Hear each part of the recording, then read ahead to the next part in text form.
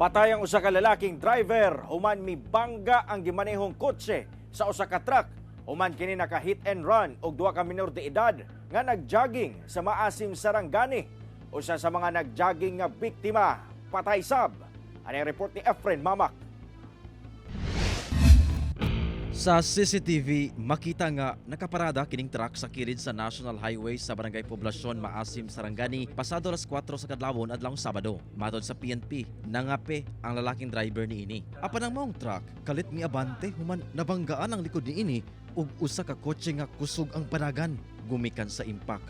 Daw nakumot ang lawas sa mong kotse nga napasok pa sa ilalom sa truck. Gilayon kining girespondihan sa BFP, MDRRMO ug PNP gamit ang heavy equipment aron matabang ang sakay niini. Apan dead on the spot na ang lalaking driver gumikan sa nahiagom nga bunog sa lawas. Residente kini sa Glan, Sarangani nga baguhay lang migraduar sa senior high school. Sa investigasyon sa PNP, migula nga pauli na ang maong driver diyang nakabangga og duha ka 14 anyos nga mga lalaki nga nagjogging sa may barangay Kabatiol sa Maasim.